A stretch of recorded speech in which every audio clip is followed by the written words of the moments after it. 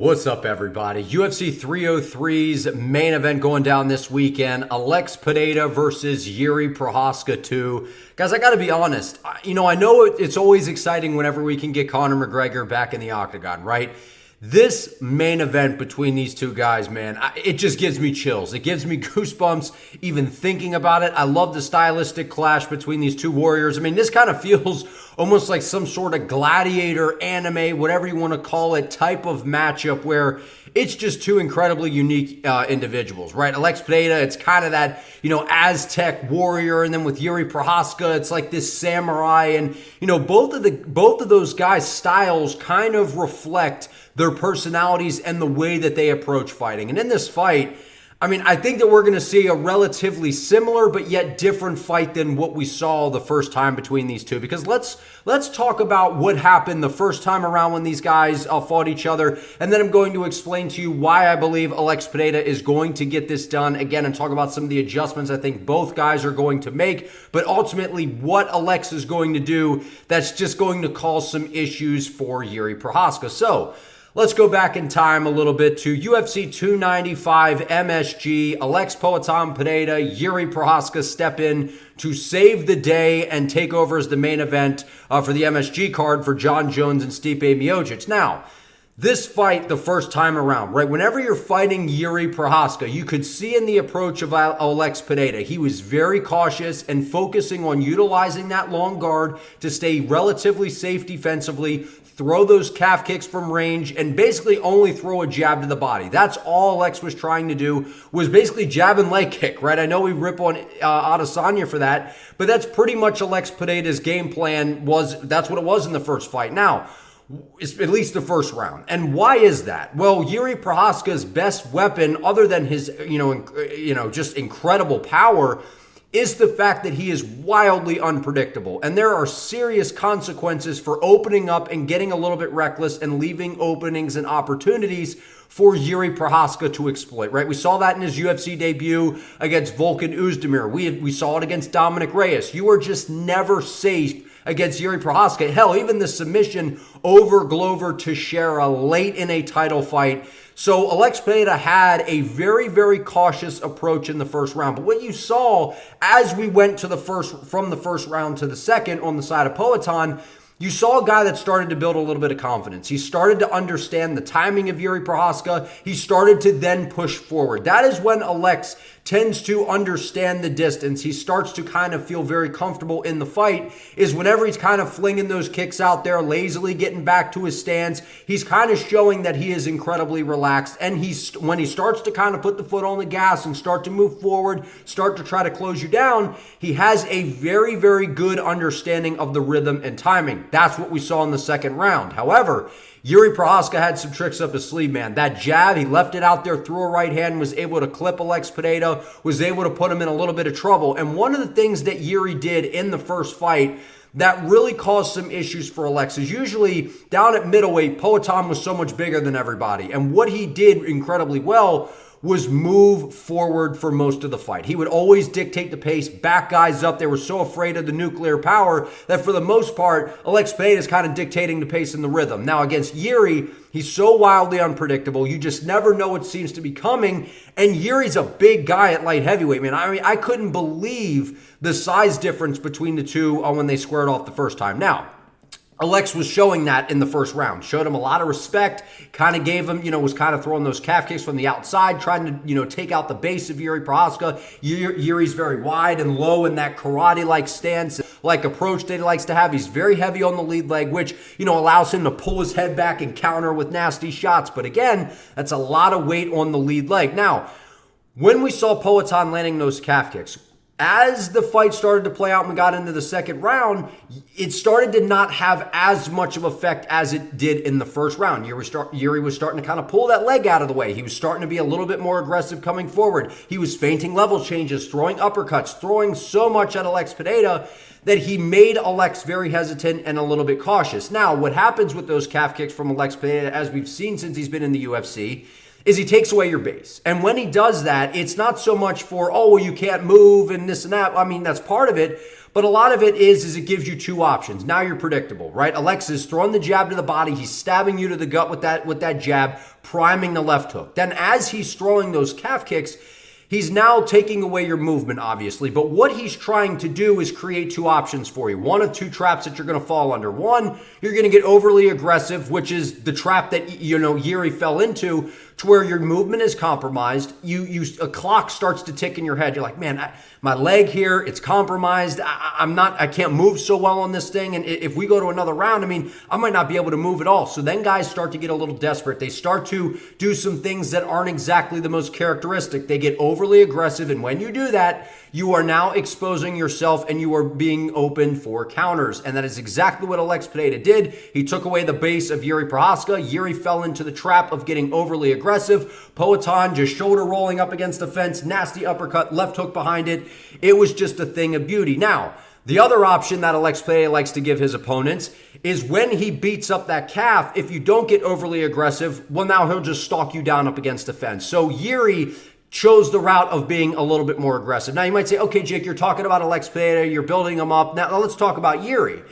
Jiri Prochazka has a very, very good shot at winning this fight. He has a very good shot at winning this fight, and one of the reasons for that being he's been in there with Alex Pereira already, right? And that's kind of the same advantage that you could give Alex Pereira. They know what each other are going to bring to the table. My concern for Jiri is what we saw at UFC 300, right? We saw Alex Pereira go out there, starch Jamal Hill, but then we saw Jiri go out there against Alexander Rakic, and I think Rakic is a better fighter than Jamal Hill. I think Rakic is a little bit of a tougher contest. Not to take anything away from Poatan, I'm just saying I think that is a really, really hard fight, and we saw Rakic. He's one of the guys that's known for not having the most power in his hands, but has incredibly powerful leg kicks, and we just saw again, Jiri does not seem to have an answer for the leg kicks. And I even said in my prediction leading up to it, I'm like, I got to go with Rakic until Jiri shows me that, look, I got an answer for the leg kicks. And one of the counters is, yes, you just eat it and throw a straight shot down the middle, which is ultimately what Jiri resorted to.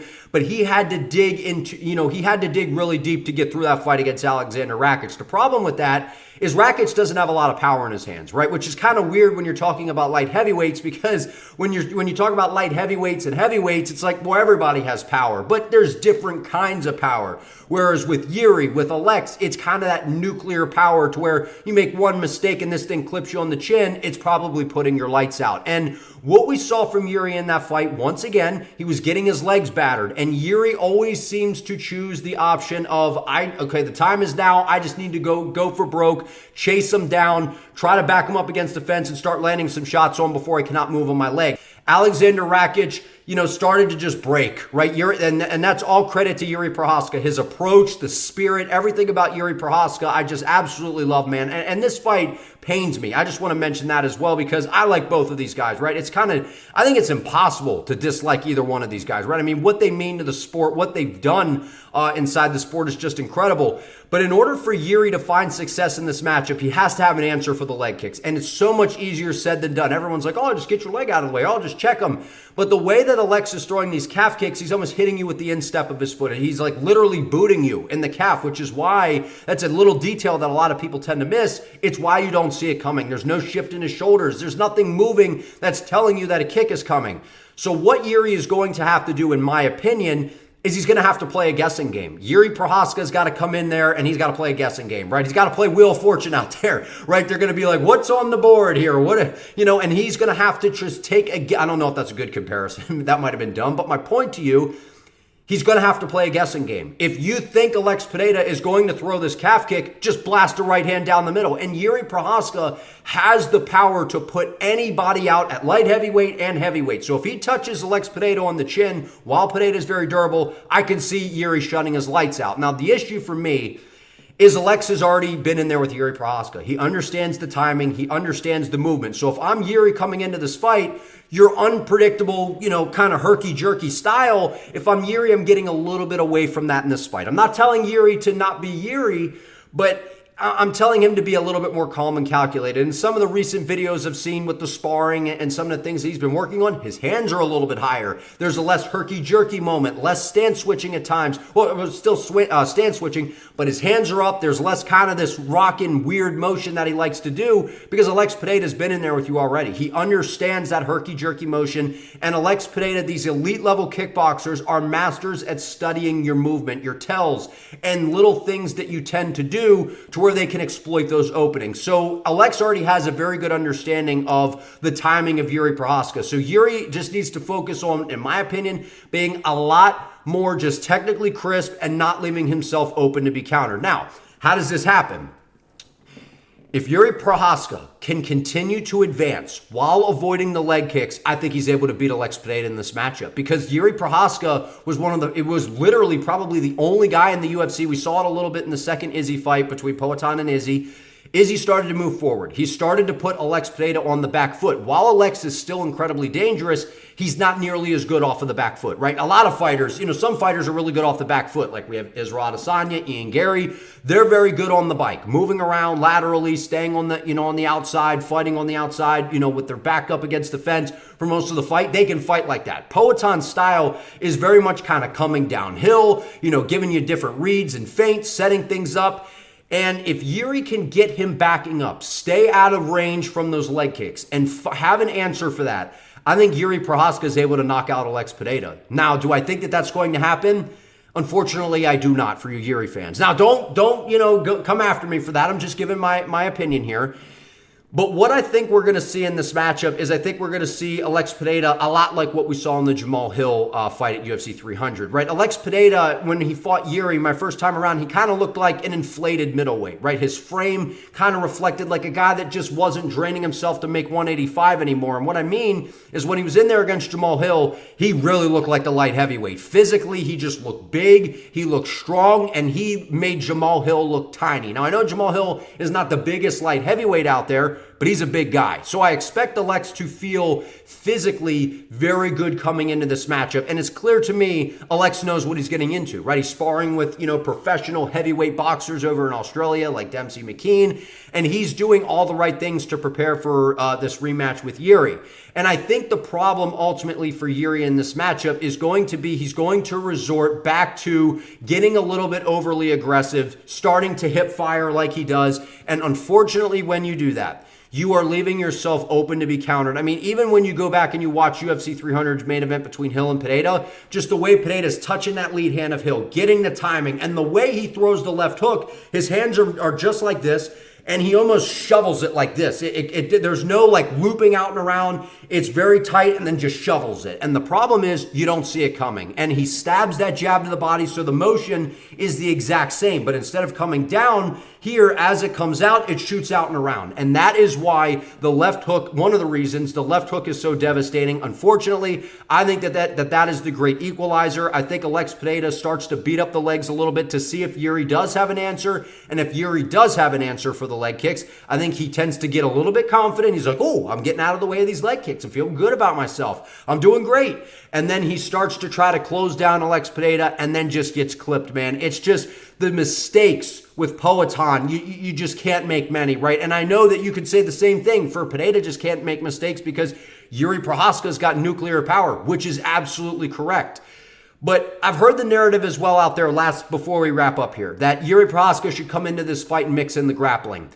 I don't know that that's the answer, guys. I really don't know that that's the answer because when we watch the first fight again, if you roll the tape and you check out that first round again, while Jiri Prochazka, I believe, I would say he won the first round, even though Alex was landing some good kicks. Jiri Prochazka was able to take him down and hold him down on the ground. The problem is you saw a little bit of fatigue, in my opinion, in Jiri, right? In that second round, you could see him slow down a little bit. And one of the issues with that is we saw Adesanya kind of do that in the first fight with Alex Pineda inside of MMA. When you're a guy that's not used to utilizing a ton of offensive grappling in your fights, you tend to fatigue a little bit more than what you would, right? And that to me is it's just something. If I'm Jiri Prochazka, I'm gonna have to take my chances on the feet, because if you mix in the grappling, while Jiri does have some good submissions, we saw him submit Glover, we've seen what he's able to do, I don't think that his offensive grappling is good enough to get Alex Pereira out of there or to cause him any problems, because Alex will just wrap up, accept bottom position, and stay relatively safe. When he feels he can scramble, he will safely do so back to his feet, and then you will have a tired Jiri Prochazka standing in front of a very dangerous Alex Pereira. So guys,